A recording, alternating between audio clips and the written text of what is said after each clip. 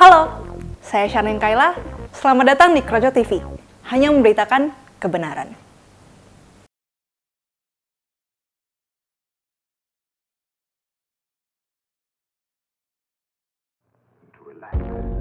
Siapa bilang Indonesia nggak punya sistem redistribusi kekayaan?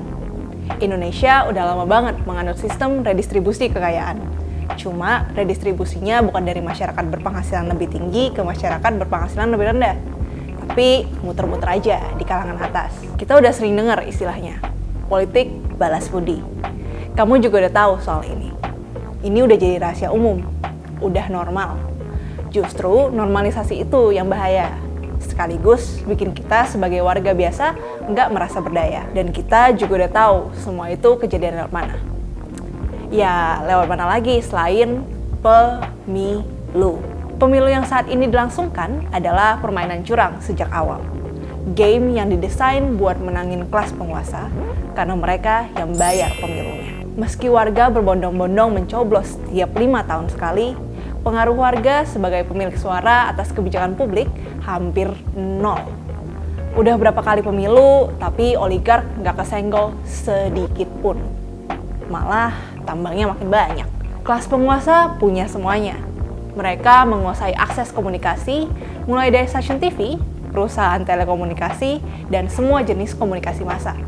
Mereka juga punya modal kampanye yang seolah nggak terbatas buat bayar baliho yang mengerusak pemandangan jalan, atau buat bayar boneka-boneka yang jerit-jerit ngebelain mereka di media sosial. Pemandangan demokratis yang dibayangkan indah dan penuh damai dalam situasi menjelang pemilu berubah menjadi sektarianisme nasional. Orang-orang bayaran akan melakukan apapun demi menang pemilu.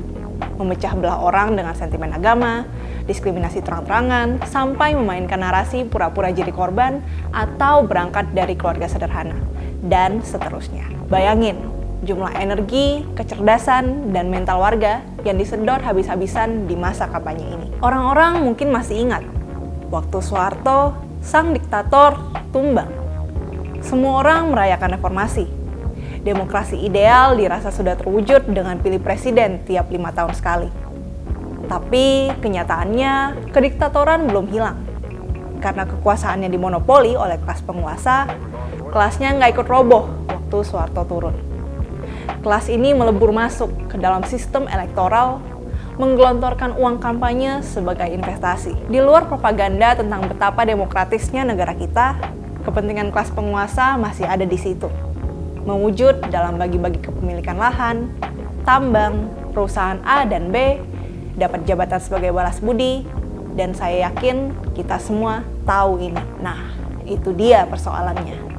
Kita mewajarkan praktik ini selama bertahun-tahun, dengan menganggap, ya, namanya juga politik. Sebenarnya sih, itu bukan salah kita juga sebagai warga. Kita bertahun-tahun dimanipulasi, bahwa sebagai warga, kita nggak bisa ngapa-ngapain. Buat mereka, kita sebagai warga, pokoknya yang penting kerja, kerja, kerja. Mereka saat menggunakan kata ganti kita dalam kampanye, nggak pernah menyebutkan siapa kita yang mereka maksud. Sejak awal, kita nggak pernah setara. Posisi tawar, pengalaman, dan cara bertahan hidup kita berbeda-beda.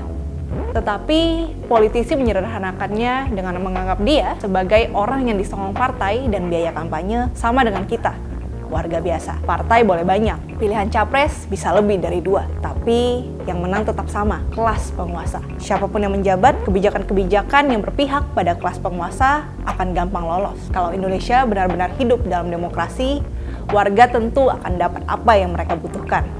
Sederhana aja, nggak ada yang menolak ide sekolah murah, apalagi gratis.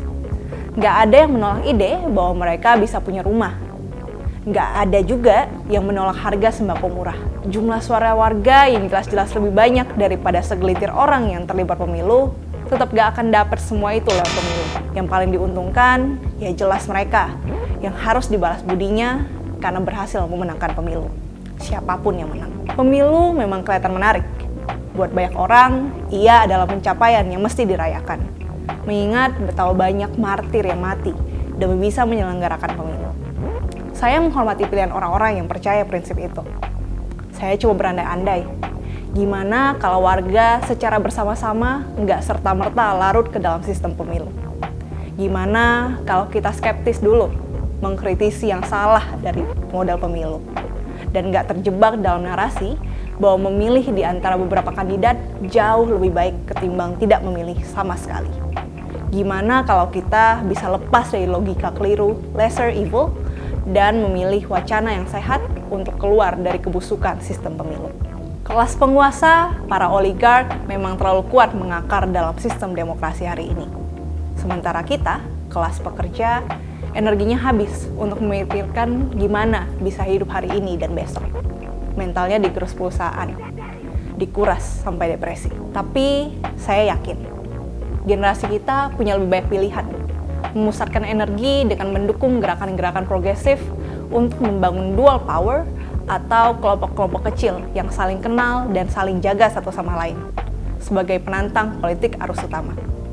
Mungkin dengan cara itu kita bisa perlahan melemahkan rantai lingkaran setan yang membuat pemilu tak ubahnya serah terima kekuasaan dan ajang balas budi, sampai akhirnya kelak memutus rantai itu seluruhnya.